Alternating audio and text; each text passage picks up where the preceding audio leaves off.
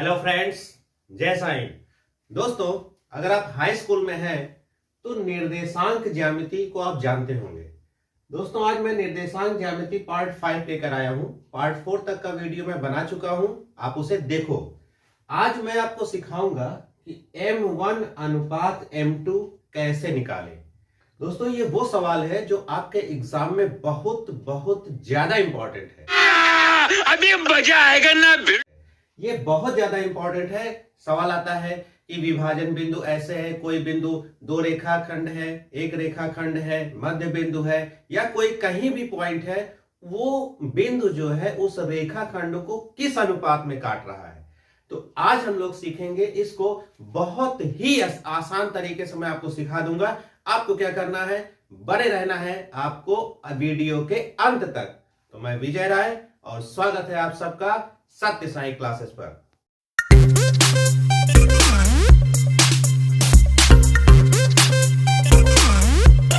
तो पेश है आज का सवाल। क्या है सवाल? बिंदुओं -3, 10 और 6, -8 को जोड़ने वाले रेखाखंड को बिंदु -1, 6 किस अनुपात में विभाजित करता है। दोस्तों, ये सवाल आपने पढ़ा होगा, अभी भी मैंने पढ़ा, कम समझ में आया ना, सही ना। इसको मैं एक डायग्राम से आपको सिखाता हूं कि ये सवाल एक्चुअल में कह क्या रहा है। देखना, ध्यान से देखना। दो आपके पास पॉइंट है, एक ये पॉइंट है और एक ये, और इसको जोड़ने वाला रेखाखंड। अब इसको मैं ऐसे समझ जाता हूं आपको कि अगर ये ए पॉइंट है, ठीक है, और एक पॉइंट बी है, ओके। मान लो कि ए का जो बिंदु है हमारा वो है -3 और 10, ठीक, और बी का जो बिंदु है वो है 6 और -8। इसको जोड़ने वाले रेखाखंड, मतलब देखो एक रेखाखंड के द्वारा हमने इसको क्या किया, जोड़ दिया। चलो भाई, मैंने यहां पे जोड़ दिया। इसको जोड़ने वाले रेखाखंड को एक और बिंदु है, अब पता नहीं यहीं कहीं पर है, चलो मान लो कि वो यहां पर है या यहां पर है, कहीं भी मान लो आप। वो बिंदु हो गया C और उसका निर्देशांक है -1 और 6। ये पूरा सवाल यही कह रहा था। अब कहता है कि ये जो C है, अब आपको, अगर आपने पहले की वीडियो देखा हुआ है या निर्देशांक थोड़ा जानते हैं तो आपको ये पता होगा कि C हमारा क्या है भैया, विभाजन बिंदु है। कौन सा बिंदु है? विभाजन बिंदु। अब विभाजन बिंदु का निर्देशांक पता है तो कह रहा है कि ये जो C है ये A और B को किस अनुपात में काट रहा है। ओके, तो दोस्तों अनुपात तो हमको समझ में आता है M1 अनुपात M2, यानी C इसको जिस अनुपात में काट रहा है वो है M1 अनुपात M2। अब हमको यही M1 और M2 की वैल्यू निकालनी है। बात समझ गए ना। अब देखो कैसे निकालनी है। मैंने आपको इसके पहले भी पढ़ाया है कि जो जो चीजें दी गई होती हैं उनको हम लोग बाहर निकाल लेते हैं। कैसे बाहर निकालने वाले हैं, ध्यान से देखना आप। यहां पे मैं ले लूंगा x1, y1, x2, y2। ये क्या है? ये मेन वाला x है। अभी देखो कैसे, चलो इधर दिखाता हूं आपको कि मान लो कि मैंने निकालने के लिए ले लिया x1, तो x1 क्या रहेगा भाई, -3।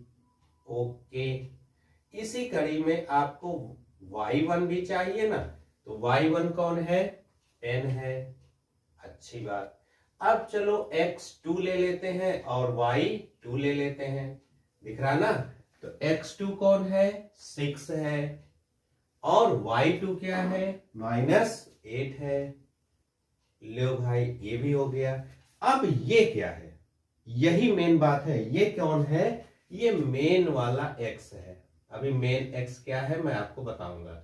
तो मेन x क्या है, -1, और मेन y कौन है, ये है 6। अब फार्मूला में लगाऊंगा विभाजन बिंदु का निर्देशांक। और कमाल की बात यह है कि मैं इसको बहुत ही छोटे में सवाल करने वाला हूं, बहुत ही छोटे तरीके से। छोटा तरीका यह है कि मैं चाहूं तो चाहे x से निकाल दूं और मैं चाहूं तो चाहे y से निकाल दूं। अब हम लोग क्या करेंगे, हम करेंगे x से और आप करेंगे इसको y से। ठीक है, देखो समझ लोगे तो आपको आ जाएगा। अब मैं फार्मूला लेता हूं, ये मेन वाला जो x है वो x इज इक्वल, अगर आपको याद है विभाजन में नहीं याद है तो वीडियो को देखना। और तो मैंने बताया था m1x2 और क्या बताया था भाई, m1x2 के साथ में, जी हाँ m1x2 प्लस m2x1, ओके, और अपॉन करके बताया था m1 प्लस m2। इसको कहते हैं विभाजन बिंदु का निर्देशांक। इस पर क्या है, क्या आपको लग रहा है कि सारी वैल्यू आपके पास है ना, x है, ओके। m1 हमें निकालना है, तो m1 तो हमें फाइंड करना है, तो m1 चलो m1 रखेंगे। अब मैं सारी चीज रखता हूं, -1, ठीक है ना, m1 और इसका इंटू होने वाला है x2 से, तो x2 कहाँ, ये मिला, ठीक है, ये बात हो गई। और हो गया m2, इसका इंटू होने वाला है x1 से, ये रहा आपका -3, और अपॉन में अगर हम इसको लेंगे तो हो जाएगा m1 plus m2, no problem. अब क्या करेंगे, हम चाहे तो इसका क्रॉस मल्टीप्लाई कर सकते हैं, इसको सरल कर सकते हैं। अगर हम इसको और अच्छे से आपको दिखाएं तो भैया ये हो जाएगा 6m1 और ये प्लस और ये माइनस हो गया माइनस, ठीक ना, 3m2 whole upon m1 plus m2। अगर मैं इसको क्रॉस करा रहा हूं तो m1 प्लस m2 का जो गुणा हो रहा है वो किससे हो रहा है, माइनस से, यानी दोनों लोग माइनस में हो जाएंगे, और इनका जो इंटू हो रहा है वो हो रहा है 1 से। तो अब हमारे पास जो बात खुल के सामने आएगी वो हो जाएगी 6m1 minus 3m2 is equal, ये इधर जा रहा है तो -m1 माइनस m2, क्लियर। अब मैं इसको क्या करूंगा, पक्षांतर कर लूंगा। देखो 6m1 के साथ देखो m1 है ना, m1 की वैल्यू m1 से मैच करेगी, इधर माइनस है तो आप अपने साइड में लाके क्या करेंगे, प्लस कर देंगे, ठीक। इधर m2 माइनस में है, चलने देते हैं, इनका कनेक्शन इनसे है, इनको ले गए हम लोग उधर तो क्या हो गए, प्लस हो गए, बिल्कुल क्लियर ना। अब देखो ये 6 और 1 ये हो गए भैया 7m1, ये माइनस ये प्लस घट गया ना, हो गया 2m2। लेकिन अभी तो हमारे पास 7m1 बराबर 2m2 आया है, हमें अनुपात निकालना है, तो अनुपात का मतलब बटा भी होता है ना, बिल्कुल सही है। तो देखो अगर मैं इसको बटा ले लूं m1 बटे m2, तो आप क्या सोचेंगे, आप सोचेंगे कि ये हो गया 7/2, यही सोच रहे हैं ना कि m1 बटे m2 बराबर 7/2। अगर आप ऐसा सोच रहे हैं तो ये बिल्कुल गलत है। कैसे गलत है मैं भी आपको दिखाता हूं, देखो दिखा भी देता हूं। अगर मैं आपको दिखाऊं तो अगर m1 को हम क्रॉस करें तो m1 किनके साथ मिल रहा है, 2 के साथ, यानी इसको आप पढ़ोगे कैसे 2m1, जबकि हमारे पास है 7m1। अगर आपने इस तरह से अनुपात निकाला तो ये टोटल गलत हो जाएगा।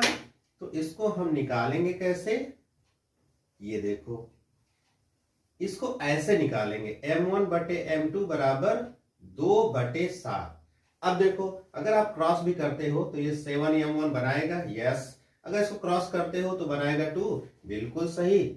अब यानी हमारे पास जो अनुपात है वो m1 अनुपात m2 बराबर कितने के, 2:7 के।